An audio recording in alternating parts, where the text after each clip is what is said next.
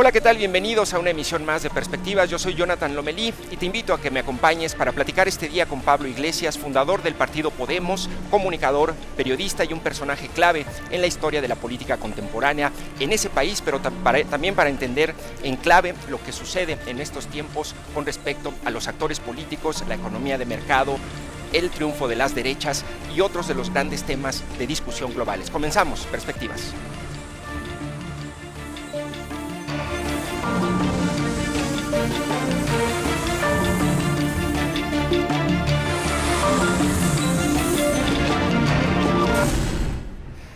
¿Qué tal? Bienvenidos a Perspectivas y no quiero demorarme mucho haciendo la introducción de nuestro invitado, solamente quisiera poner en contexto a la audiencia. Él es un personaje que en 2011-2012, cuando el gran movimiento de los indignados en España sale a las calles de manera espontánea a decir no nos representan a la clase política, él era un profesor universitario y a partir de allí funda todo un movimiento que es el partido Podemos y llega a cambiar y reconfigurar el mapa político en España con una visión de izquierda y una agenda muy distinta a la que planteaban los partidos hasta ese momento del status quo. Te agradezco muchísimo, Pablo, que estés con nosotros en este espacio. Un placer, Jonathan, encantado de estar aquí.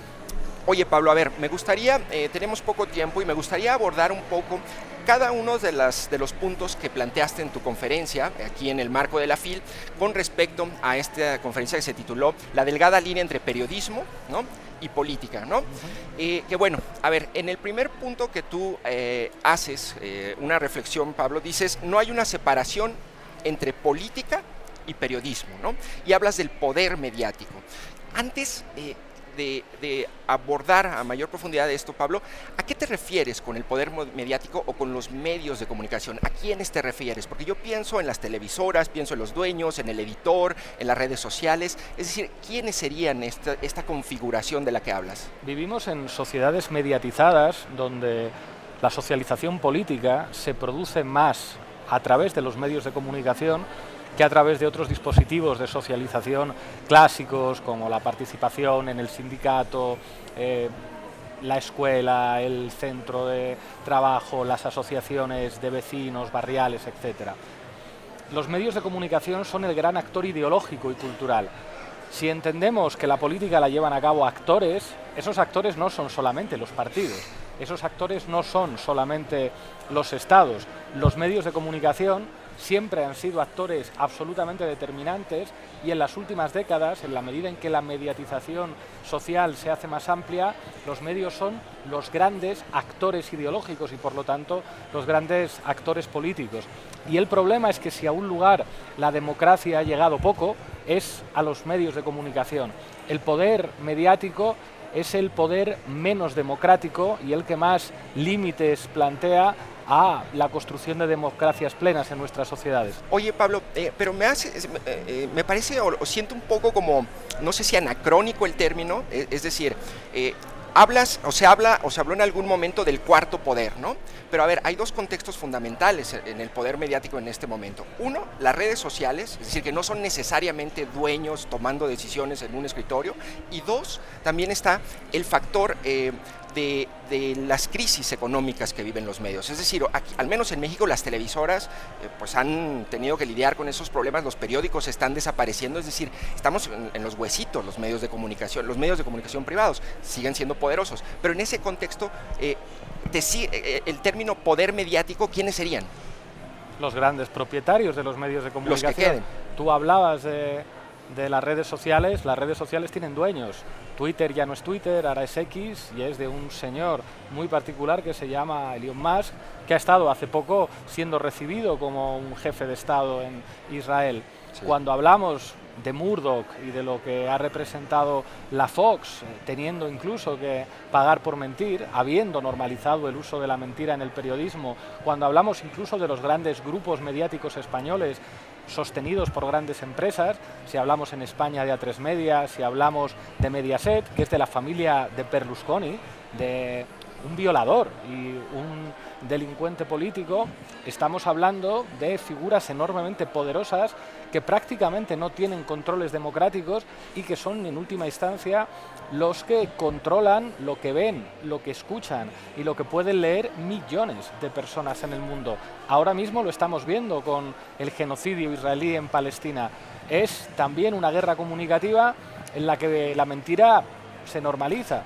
Vemos, por ejemplo, el bombardeo de un hospital y parece que los medios de comunicación son incapaces de aclararnos quién es el autor, cuando todas las evidencias apuntan a Israel, o incluso vemos cómo Israel trata de sacar de su territorio a medios de comunicación como Al Jazeera o persigue a periodistas. Oye Pablo, pero entonces tú no crees esta idea que se planteó justamente cuando inicia el movimiento de los indignados, el boom de las redes sociales, al menos aquí en México, esta idea de que las redes sociales era el nuevo espacio público virtual para dirimir democráticamente nuestras ideas, ¿no?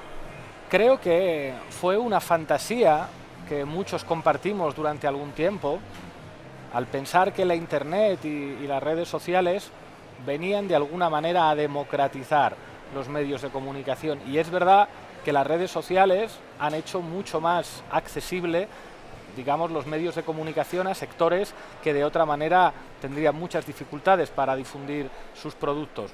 Nuestro caso, nosotros sin Internet, sin lo que significa YouTube, sin lo que significa Facebook, TikTok, X, no podríamos difundir lo que estamos haciendo. Pero no es menos cierto que las redes sociales siguen en buena medida siendo espacios de comentario a lo que hacen los grandes medios de comunicación. Claro. Se han convertido también en un espacio de toxicidad, de mentira y de bulo. Se han convertido también en un espacio de ruido y son también medios de comunicación privados con propietarios que deciden quién está y quién no. De hecho, el mensaje más contundente que yo he notado aquí es cuando se hilvanan el mensaje en los medios tradicionales y en redes, ¿no? Es decir, esa especie como de bola de nieve es cuando tiene más efecto. Oye, Pablo, el segundo punto que me gustaría abordar es, tú dices, los medios de comunicación no son transportistas de la información, y dices, no puede haber periodismo sin intencionalidad política ni línea editorial. Claro. Adiós a todos los principios éticos, ¿sabes?, que nos plantearon en las escuelas. Me parece muy interesante y provocador, pero a ver, Pablo, con ¿esto qué significa? Es decir, que el periodista debe ser o asumir una posición activista, o ¿cómo defines un parámetro ético para abordar la realidad? Ponme un ejemplo de un periodista neutral. Bueno, o de un medio de comunicación neutral. No lo hay. Entonces deberían decirles a los profesores que les digan eso en las escuelas, que el periodismo tiene que ser riguroso, tiene que contrastar las fuentes, pero lógicamente el periodismo va a tener su enfoque. Es legítimo que un medio de comunicación conservador enfoque el problema de la migración desde la perspectiva de que eso puede generar inseguridad, del mismo modo que un medio de comunicación progresista debería enfocarlo desde la profunda injusticia social que obliga a que haya gente que tenga que irse de su ciudad o de su país para buscar un futuro mejor. Pero el enfoque, los valores, es parte consustancial de esa actividad profesional. Lo que es indignante es disfrazarse de neutral cuando es evidente que hay una línea editorial detrás. Y el problema es cuando esa línea editorial, en última instancia, está definida por millonarios. Poniendo un ejemplo claro, si el dueño de este medio de comunicación fuera Coca-Cola, tú y yo podríamos estar hablando aquí de que la Coca-Cola es insana para los niños. No, claro. Bueno, ahora, en ese sentido, Pablo, ¿cómo defines un parámetro ético de cómo abordar la realidad, ¿no?, como periodista? Yo creo que hay que asumir un enfoque. Por supuesto, la clave es no mentir. Creo que uno tiene que reconocer sus valores. Alguien que dice, yo soy un periodista católico y mis valores definen mis enfoques e incluso la selección de temas de lo que yo quiero hablar. Sí, claro. Seleccionar qué temas van a una portada, qué temas son los más importantes, es ya una decisión ¿Y crees que debe ideológica. Ser un pacto abierto y razonado con el lector? Yo creo que sí. Con la audiencia. Y que los medios tienen línea editorial y al mismo tiempo no mentir y una práctica profesional de rigor, de contrastar las fuentes, de apoyar en datos las cosas que se dicen. Por ejemplo, ¿tú cómo defines tu propio canal que diriges, Canal Red, y la base del programa? Es un medio de comunicación de izquierdas, claramente, pero al mismo tiempo nos esforzamos mucho en ser los mejores en cuanto a la calidad de la información. Sí. Y nos lo dicen, es impresionante cómo trabajáis, cómo se aprende escuchando lo que hacéis, por el rigor que tenéis, incluso nos dicen algo que no sabemos cómo valorar bien, nos dice, se nota que no venís de una formación periodística, que hay un filólogo, una matemática, un politólogo trabajando para informar de temas, tratando de aportar una calidad también académica al material que estamos produciendo, que no oculta nuestra intención. Somos un medio de comunicación de izquierdas, pero tratamos de ser rigurosos, de decir la verdad y de producir productos de calidad. Oye, interesante, Pablo, en tu tercera propuesta dice, la gente no milita en los partidos políticos en general, sino en los medios. A ver, explícame un poco más eso. En realidad esto siempre fue un poco así. Ajá. Cité en la conferencia una frase que se atribuye a Kautsky, que decía, las tabernas son el último bastión de la libertad del proletariado en Alemania. Y decía esto porque en las tabernas, donde había muchos obreros analfabetos que después del trabajo iban a beber, se leían periódicos en alto. Los partidos obreros nacen prácticamente todos en torno a un periódico. El periódico es el partido, porque el periódico es el que da una explicación. ¿Qué significa militar? ¿Qué significa ser partisano? Significa compartir una comunidad identitaria e ideológica. ¿Cuál es el dispositivo que te da alternativas para pensar? El medio, el medio. Por lo tanto, cuando alguien lee todos los días un periódico conservador, forma sus ideas con la lectura de ese periódico. Lo mismo si escucha una radio conservadora o si ve una televisión conservadora. En realidad, son militantes de esos medios. Hay un chiste, una caricatura, en la que se ve a un señor viendo la televisión y su hija le está diciendo, papá, te están mintiendo. Y el hombre responde, ¿cómo me van a estar mintiendo si dicen lo que yo pienso? Claro. La militancia es una adhesión ideológica.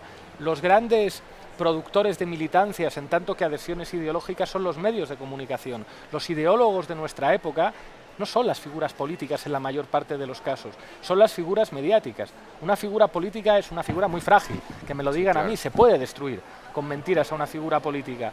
A una figura mediática es mucho más difícil destruirla. Oye, Pablo, y sigo un poco pensando y me hace ruido, cortocircuito esta idea, porque al menos creo que yo visualizo a México, ¿no? A ver, aquí, pues, el discurso al menos y las estadísticas nos muestran que la gente no lee los periódicos ya, que la gente no ve la televisión, es decir, que hay un distanciamiento, ¿no? Y ahora lo que rifa, pues, es el infoespectáculo, ¿no? Sí. Ojo con los periódicos. En ningún sitio la gente lee masivamente periódicos, pero las élites leen los periódicos. Claro. Las personas que toman decisiones leen los periódicos y sobre todo las personas que definen la escaleta de un programa de televisión, los editores de un programa de televisión, los guionistas, esos sí leen los periódicos. Por eso los periódicos, aunque no los lea mucha gente, son muy importantes, porque señalan una pauta que influye en los actores dirigentes, en las élites dirigentes de la formación ideológica de una sociedad. Bueno, interesante. El cuarto punto, este es muy provocadora, la estructura de los medios de comunicación define la calidad democrática de un país, ¿no? ¿Cuál es la calidad democrática en España ahorita? A ver. Escasa en lo que a los medios se refiere. Si la mayor parte de los medios de comunicación son propiedad de multimillonarios, es muy difícil que cumplan su función democrática. Que nos cuenten esta tontería de que los millonarios son una suerte de filántropos que dedican su dinero a garantizarnos a los ciudadanos el derecho a la información, es como, no, mire usted hace negocios, y si usted tiene un medio de comunicación es para proteger su negocio. Usted no vende lavadoras para que la gente podamos lavar la ropa, usted vende lavadoras para ganar dinero. O sea, su voluntad cuando forma una empresa es ganar dinero. ¿Tú no crees que sea posible que un dueño, un magnate de un medio pueda tener un papel democrático con un medio de comunicación? Es algo demasiado valioso como para arriesgarlo a la buena voluntad de un multimillonario. ¿Quién debería ser entonces el dueño de un medio? Lo que nosotros defendemos es una posición muy liberal, que es un sistema de 3 tercios. 1/3 de medios públicos. Ojo, medios públicos no quiere decir medios del gobierno. Quiere decir medios que representen la pluralidad social que se expresa en las elecciones. 1/3 de medios comunitarios. ¿Por qué no se facilita el derecho a la información a sindicatos, asociaciones de vecinos, organizaciones de la sociedad civil? ¿Usted de quién se fiaría más? ¿De un millonario o de un sindicato?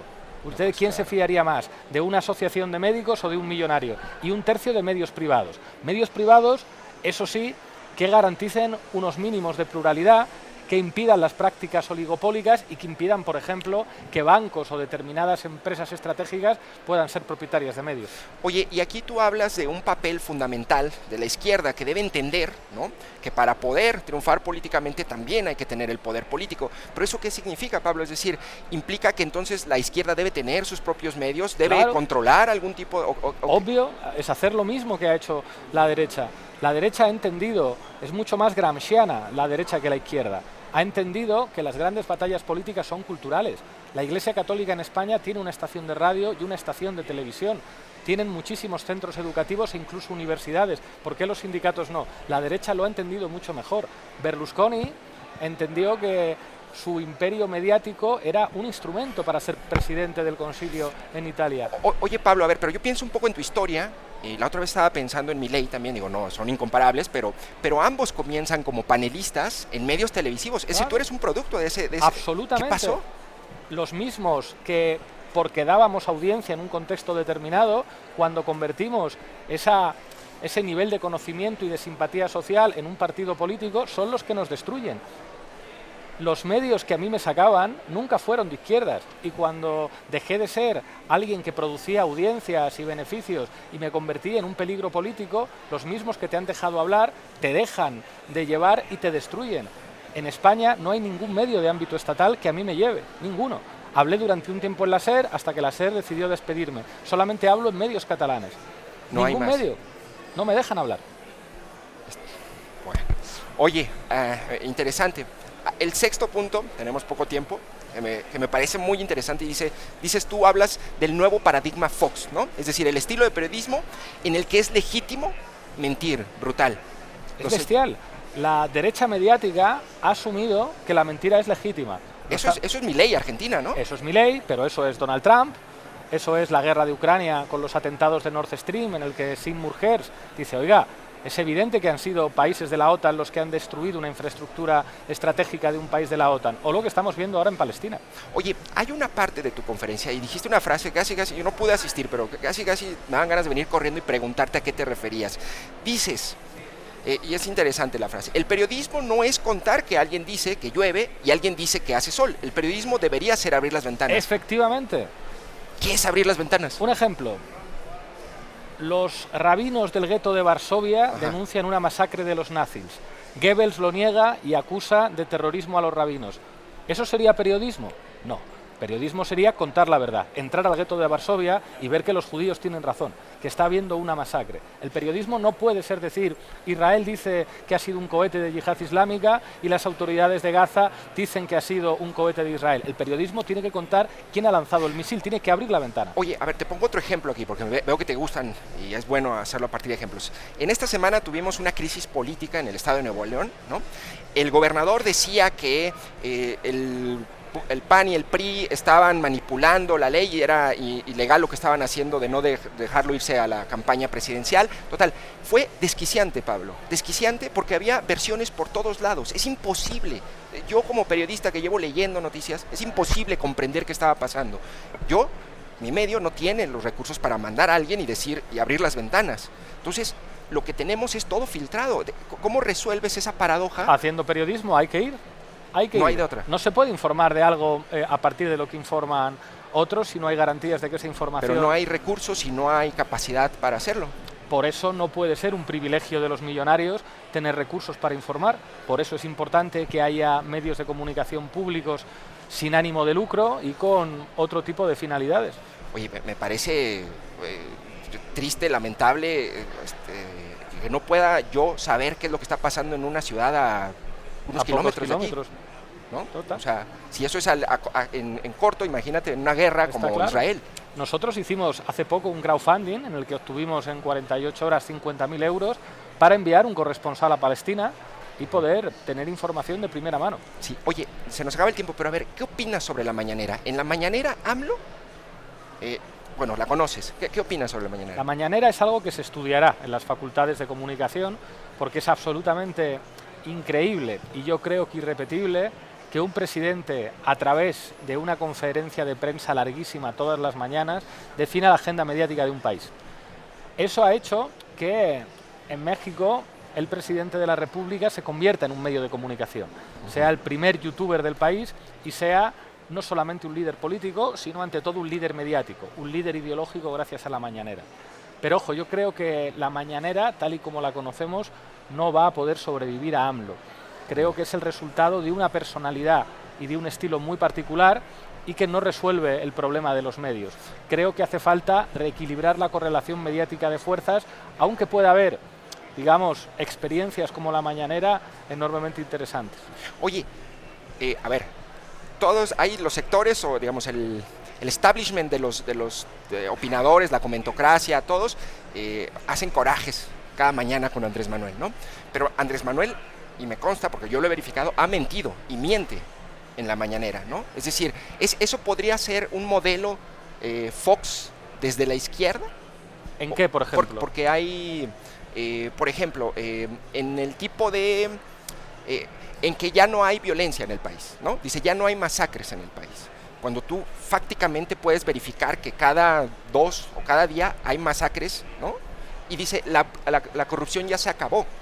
A ver, pues es una generalización demasiado abstracta, Pablo. Eso es mentir, ¿no? Eso, sobre todo, se puede someter a discusión. Yo creo que comunicar, es decir, oiga, lo que está usted diciendo, a mí me parece que no se corresponde con la realidad.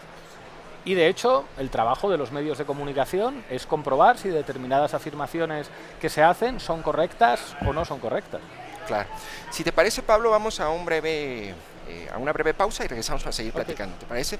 Estamos en Perspectivas, soy Jonathan Lomelí, estamos platicando con Pablo Iglesias, fundador del partido Podemos, comunicador, periodista, que en 2021, esta es una historia tremenda en su biografía personal, renunció por completo a la política después de haber llegado a vicepresidente del gobierno español. Vamos a una breve pausa y regresamos.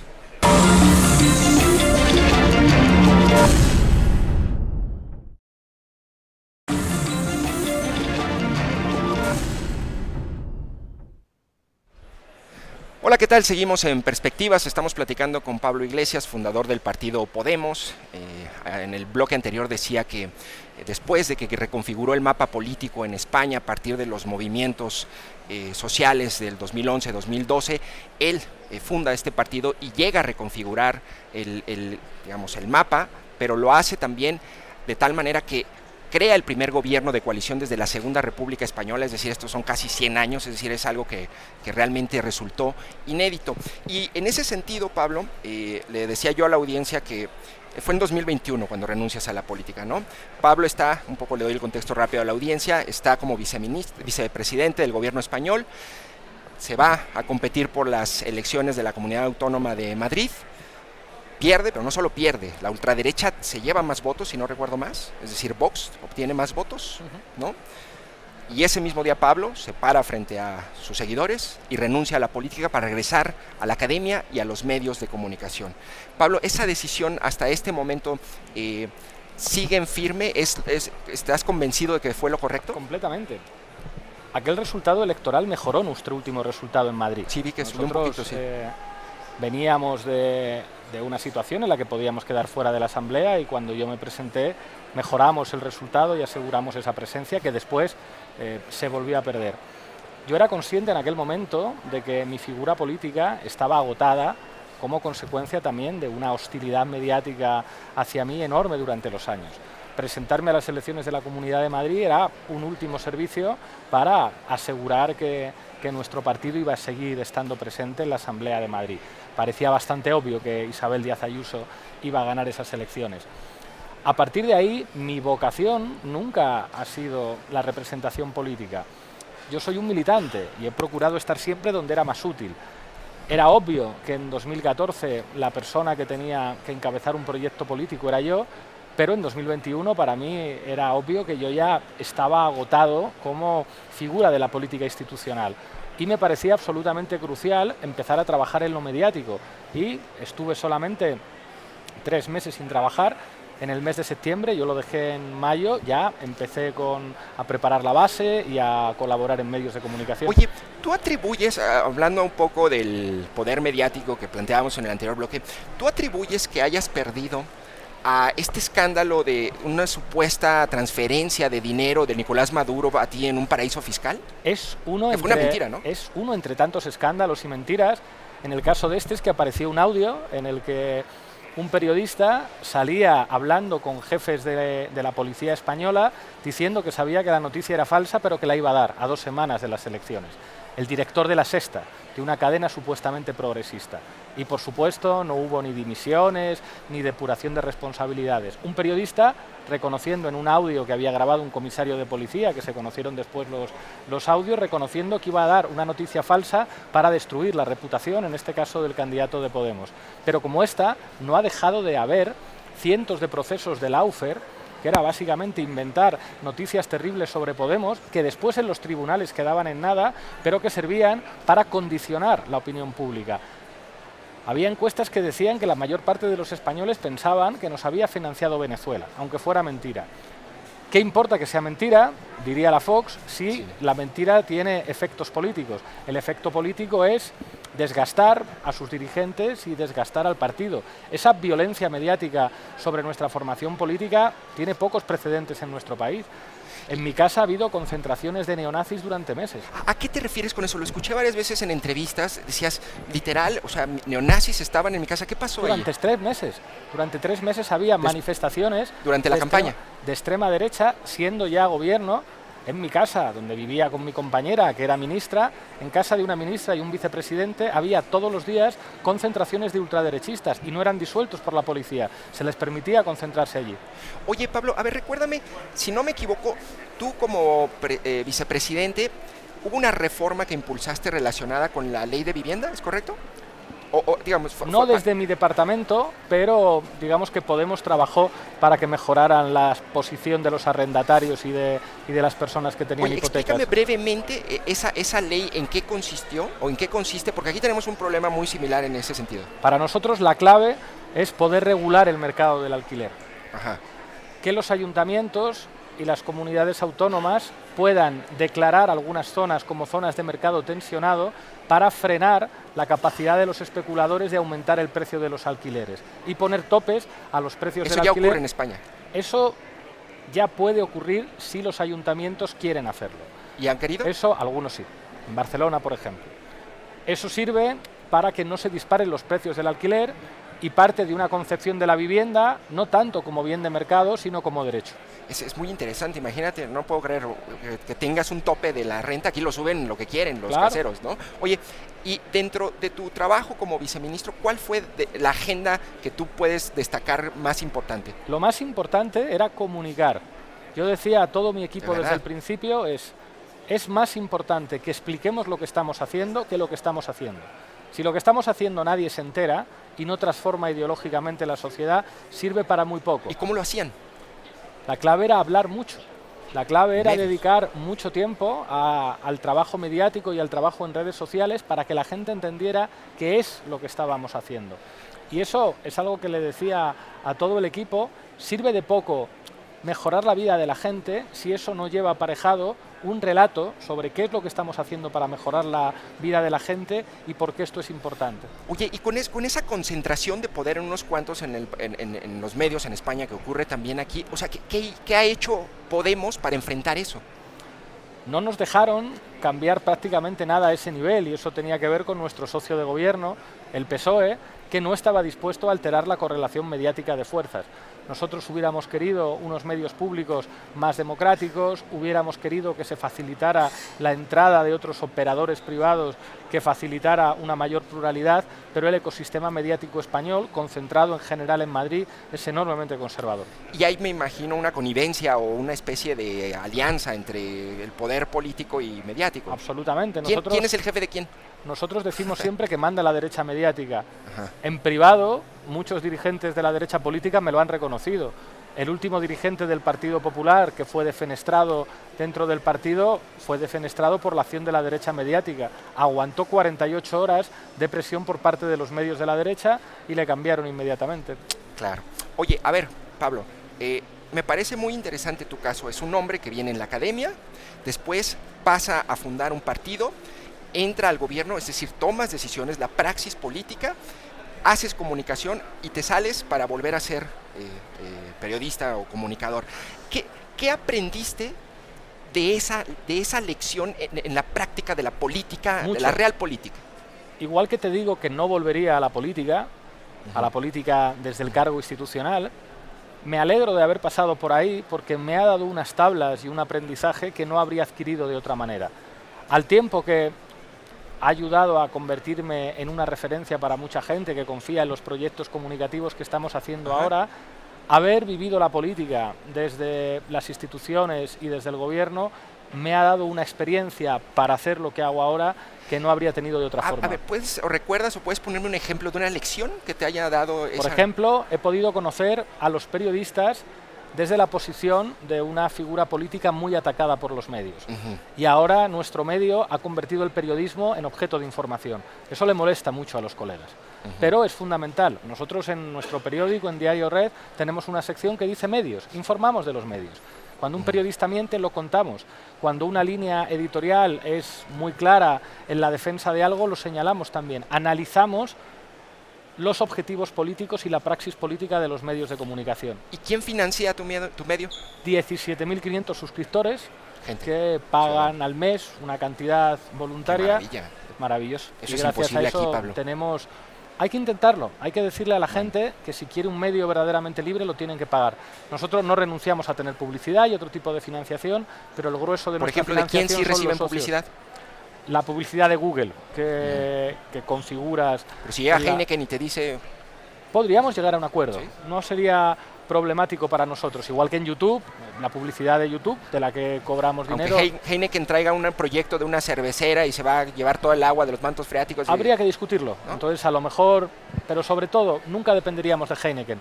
Claro. Podríamos siempre informar lo que nos dé la gana porque no dependemos de su dinero. Sí. Oye, perdón, otro ejemplo que me puedas dar de una lección de tu praxis en la política. O sea, pero con las instituciones, con los asambleístas, con los actores.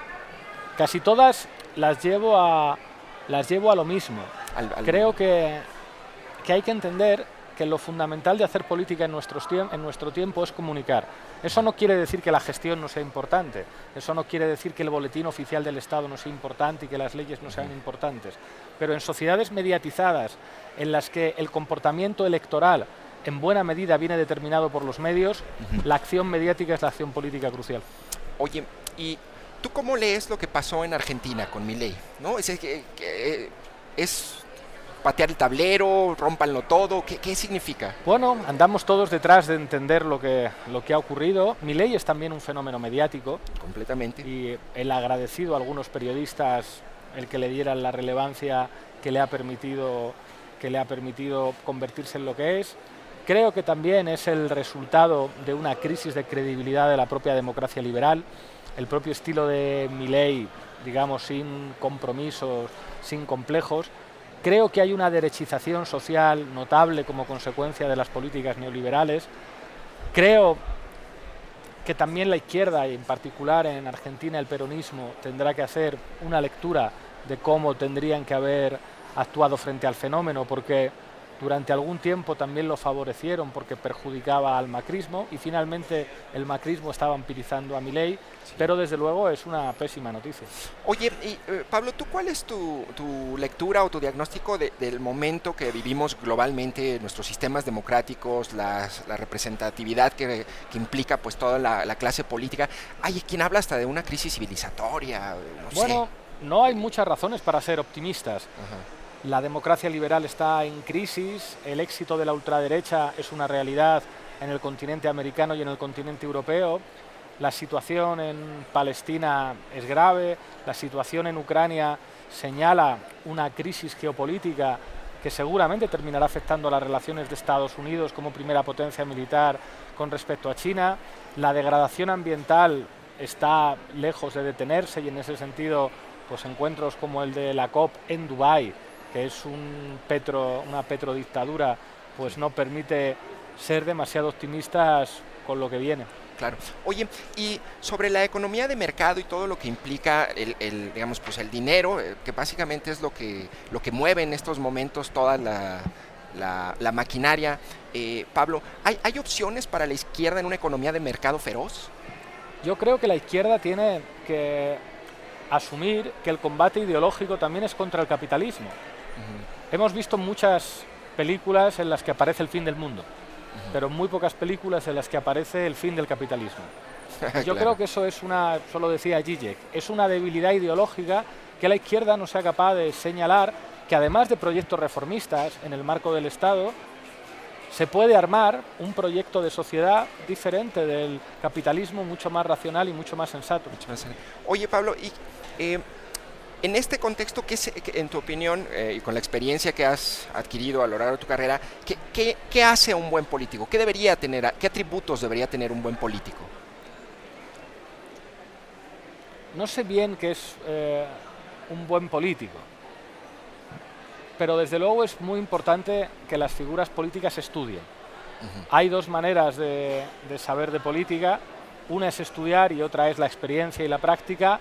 Cuando se combinan las dos, los resultados es figuras políticas que aportan calidad. ¿Hay muchos en España que han logrado eso? O sea, combinarlo. Yo diría que no. En general, yo tengo una impresión aquí, que la clase política es tremendamente iletrada, instintiva. ¿Ocurre lo mismo allá? Sí, pero en el periodismo la situación es todavía peor. En la política hay corrupción, pero yo diría que en el periodismo más. ¿Cómo en el periodismo corrupción? Un periodista que miente es un periodista corrupto. Claro. Y eso hay que decirlo abiertamente. Oye, sobre el tema de la corrupción, Pablo, sigue siendo un discurso, por ejemplo, en México, hay instituciones, el presidente habla todas las mañanas de eso, todo el mundo habla de la corrupción, pero nadie la ha visto ni la ha aprobado, ¿no? Es decir, ¿qué papel juega la corrupción en los sistemas democráticos en este momento? La corrupción es casi consustancial al capitalismo, y eso creo que tendremos que entenderlo.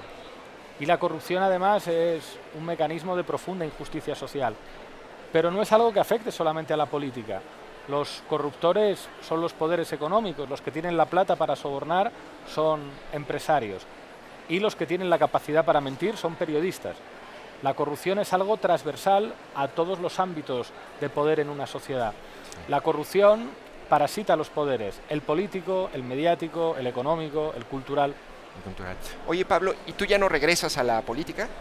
A la política institucional, no. Claro. Creo que ya estoy haciendo política desde lo mediático y es lo que me gusta, creo que es lo que se me da mejor y creo que es en lo que como militante soy más útil. Oye, ¿y no te reclaman tus compañeros? Oye, Pablo, ¿por qué nos dejaste? Mucha gente, pero hay algunos que por suerte han entendido que soy mucho más útil y mucho más eficaz en la posición en la que estoy ahora. ¿Qué significa eso, que eres más útil? Porque lo dijiste cuando dimitiste. Ahora muchos compañeros dicen, por fin tenemos una televisión que ver, por fin tenemos un periódico que leer, por fin tenemos potencia de fuego mediática propia. Y eso es porque Pablo se fue y montó Canal Red. Sí, y tiene... ¿Qué auguras para Podemos en el corto, mediano plazo? Podemos estar en una situación muy difícil, con una situación interna muy violenta y muy desagradable con otros partidos de la izquierda de los que fuimos socios. Ahora va a haber unas elecciones europeas muy importantes, veremos a ver qué ocurre. ¿Tú crees? Oye, aquí hay hubo un evento en donde se homenajeó a Raúl Padilla, el fundador de la feria, un hombre con muchos críticos, detractores, pero también muy celebrado y que ha aportado. Y que aportó mucho, ¿no? Y un intelectual allí en ese homenaje recordó un planteamiento de Maquiavelo, que sé que te gusta Maquiavelo, ¿no? Hablando de Raúl Padilla, ¿no? Un hombre con claroscuros, que eso es un cliché, pero bueno, tengo que decirlo, ¿no? Y él recordaba esta frase, o esta idea de Maquiavelo, ¿no? Decía, para referirse a Padilla, el que quiera salvar su ciudad debe renunciar a salvar su alma, o aquel que quiera salvar su alma antes que su ciudad, probablemente perderá su ciudad. ¿Tú renunciaste a algo de eso, Pablo? Es una visión de Maquiavelo muy simplista, una suerte de maquiavelismo vulgar que dice el fin justifica los medios. Maquiavelo era un republicano que es el padre de la ciencia política porque explica buena parte de los mecanismos psicológicos de una disciplina universal. Entonces, pretender presentar a Maquiavelo como la figura que dice que para ser un buen político hay que abandonar los valores y los principios, está mintiendo. La política tiene sus técnicas pero eso no quiere decir que haya que abandonar ¿Tú cómo los valores. interpretas qué parte de Maquiavelo es lo que te gusta de sus planteamientos? Es el primero que aísla la política de otras disciplinas, por eso es el padre de la ciencia política. Sí. Y leer El Príncipe, por ejemplo, habiendo practicado la política con responsabilidades como dirigente, es enormemente útil. ¿Cuál es tu libro favorito, clásico, sobre filosofía política o política? El Príncipe podría ser un libro muy interesante. Recomiéndanos un autor ahorita contemporáneo que podamos leer, o algún libro. A mí me gusta mucho un autor español que es un autor de novelas, de teatro, de poesía y también de ensayo político. Yo creo que es el mejor intelectual de la izquierda española del siglo XX. ¿Quién? Que es Manuel Vázquez Montalbán. Es un autor ya fallecido, pero sí, creo que tanto sus novelas como sus ensayos son enormemente útiles para entender la historia de España, la historia social de España y la historia de la izquierda española.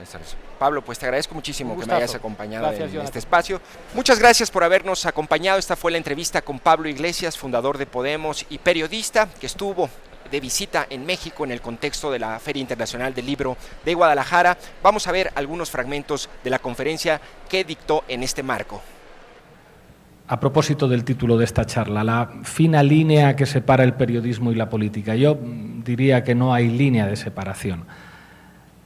Doy clases en un máster de la Complutense, en un máster de análisis político, en una asignatura que se llama Actores Políticos y Sociales. Y lo que explico a mis estudiantes el primer día es que no se crean esa distinción. Normalmente en los programas de ciencia política se dice que los actores políticos son los partidos y que los actores sociales son los movimientos sociales y los lobbies o grupos de interés. Aquí lo que habría que decir es que no siempre es fácil de distinguir la forma partido de la forma movimiento social. Hay partidos que son movimientos sociales, hay movimientos sociales que se dotan de estructuras de partido, y meter en el mismo saco a los movimientos sociales con la intervención política de las empresas a través de los lobbies y de los grupos de interés no tendría demasiado sentido.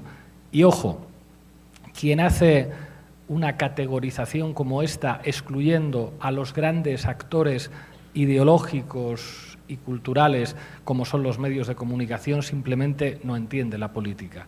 Los medios de comunicación son actores ideológicos y son en nuestra época, y no solo en nuestra época, los grandes actores ideológicos.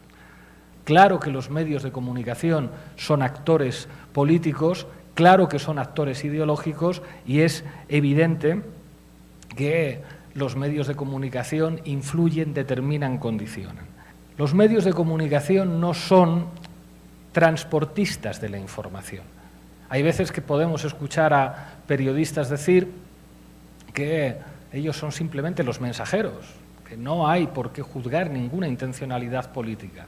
Claro que hay intencionalidad política. No puede haber periodismo sin intencionalidad política. No puede haber periodismo sin línea editorial. No hay tarea cultural o ideológica que se pueda separar de la actividad periodística. Siguiente proposición.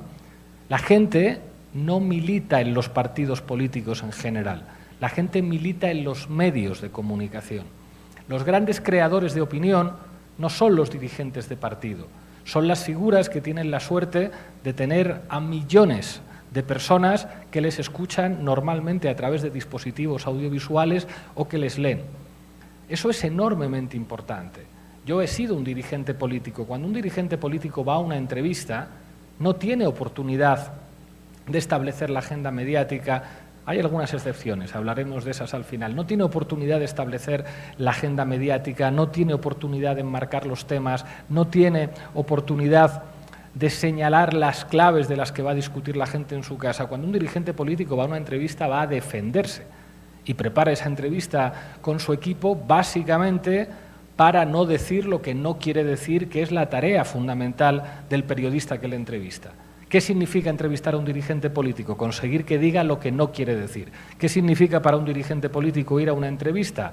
Pues conseguir defenderse de la ferocidad de quien le está haciendo esa entrevista. La gente no milita en los partidos, milita en los medios que establecen la jerarquía de temas, los enfoques, los marcos que en última instancia condicionan los debates sociales. La estructura de propiedad de los medios de comunicación define la calidad democrática. Yo sé que esto es un anatema, pero hay que decirlo. ¿Tiene el periodismo protección cuando el periodismo está en manos de empresas privadas? La tendencia al oligopolio, la tendencia a que grandes empresas con intereses económicos sean los propietarios de casi todo lo que puede ver, escuchar o leer la población, permite que el periodismo asuma la función democrática que le corresponde. Hay algunos periodistas, hay muchos periodistas que dicen, como uno que se lo dijo a Noam Chomsky en una entrevista, mi editor jamás me ha puesto una coma, jamás nadie me ha llamado para decir lo que tengo que escribir. Esto no es verdad. Si Coca-Cola es propietaria de una televisión, será muy difícil que un periodista de esa televisión cuente que la Coca-Cola es muy mala para los niños y muy poco sana en general, o que hable de los vínculos de Coca-Cola con el paramilitarismo en Colombia. Si una empresa energética es propietaria de un medio de comunicación, será muy difícil que desde ese medio de comunicación se critiquen o se pongan en cuestión los intereses de esa empresa. Esto es una evidencia y, sin embargo, parece que decir esto supone atacar la libertad de prensa, cuando debería ser todo lo contrario. Lo que más ataca la libertad de prensa es que los grandes medios de comunicación sean propiedad de millonarios. Si los grandes medios de comunicación son propiedades de millonarios, la libertad de prensa está en cuestión por definición. Habría que hablar de un modelo perfectamente compatible con el capitalismo y perfectamente compatible con el liberalismo, que sería el modelo de 3/3. Un tercio de medios de comunicación privados, donde haya mecanismos de control que eviten prácticas oligopólicas, concentración de la propiedad de los medios de comunicación, o que bancos o grandes empresas puedan ser propietarias de medios de comunicación, con un tercio de medios públicos. Ojo, medios públicos no quiere decir medios gubernamentales, medios que expresen la pluralidad electoral de los diferentes países, y un tercio también de medios comunitarios que pongan en manos de las organizaciones de la sociedad civil, del movimiento obrero, del movimiento estudiantil, de los movimientos vecinales, el acceso a un derecho fundamental para que exista la democracia. Y, sin embargo, hay muy poquitos partidos políticos en el mundo que se atrevan a hacer una propuesta tan moderada como la de los 3/3. La derecha ha entendido mucho mejor que la izquierda que los medios de comunicación son condición de posibilidad del éxito político. Se podría mencionar a Silvio Berlusconi como precedente de Trump, se podría mencionar, en el caso de mi país es un ejemplo muy evidente, a la Iglesia Católica, que tuvo desde el principio claro que su papel en la educación tenía que ser un papel predominante y que es propietaria de una estación de radio y de una estación de televisión en España, y contrastarlo con que en España los sindicatos, que tienen millones de afiliados, no hayan sido jamás propietarios ni de un periódico, ni de una estación de radio, ni de una estación de televisión, y tampoco hayan asumido que la educación era un espacio de intervención de las organizaciones de la sociedad civil. Una de las claves de éxito de la derecha es su conciencia de lo que representa la cultura y la guerra cultural, y su conciencia de lo que representa el Estado y la penetración en el Estado. La izquierda, por desgracia, es mucho menos gramsciana que la derecha en este sentido, y eso termina teniendo efectos políticos inequívocos. La Fox normalizó un nuevo estilo de periodismo en el que es legítimo mentir. Es la teoría de los hechos alternativos. Hablar de hechos alternativos es básicamente hablar de la normalización de la mentira en el periodismo. Es algo que la Fox viene practicando en los Estados Unidos desde hace tiempo, degradando la profesión del periodismo hasta límites insoportables y haciendo que pase a mejor vida la democracia liberal, pero es algo que se está extendiendo en todas partes y que se empieza a normalizar con los fenómenos bélicos.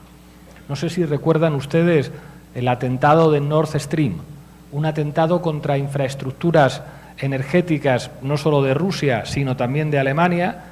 Una investigación de un premio Pulitzer señala que todo apunta a que serían países de la OTAN los que habrían ejecutado un atentado contra intereses estratégicos de un país de la OTAN como Alemania, y sin embargo la respuesta del periodismo fue generar confusión y decir no se sabrá nunca quiénes son los autores de este atentado. Lo estamos viendo en el caso del genocidio de Israel contra el pueblo palestino. ¿Quién bombardeó el hospital. Y a pesar de todas las evidencias, a pesar de todos los hospitales bombardeados por el ejército israelí, al final los medios de comunicación actúan de una manera que se podría ejemplificar así. Los rabinos denuncian una masacre en el gueto de Varsovia, Goebbels lo niega y acusa a los rabinos de llevar a cabo una conspiración terrorista. ¿Se imaginan el periodismo respondiendo a partir de las declaraciones? Esto es lo que dicen los judíos del gueto de Varsovia, esto es lo que dicen los nazis. El periodismo no es contar que alguien dice que llueve y alguien dice que hace sol. El periodismo debería ser abrir las ventanas. Sin embargo, en esta época se normaliza el paradigma Fox de los hechos alternativos. ¿Quién bombardeó el hospital? Les vamos a dar versiones periodísticas para todos los gustos, para que básicamente ustedes no lo sepan. La Base y Canal Red surge con la voluntad de construir un medio independiente de esas dinámicas y de un medio que haga algo que normalmente los periodistas no hacen: informar sobre los periodistas, informar sobre los medios. Nosotros tenemos, además de la sección de actualidad, la sección de América Latina, la sección de internacional, la sección de cultura, la sección de humor gráfico, una sección de medios, en la que informamos y analizamos las líneas editoriales de los medios. Y cuando se puede verificar que un medio ha mentido, lo contamos. Porque, y con esto concluyo mi intervención de hoy para responder a sus preguntas, el poder mediático es el poder político fundamental en sociedades en las que se deja a la gente votar.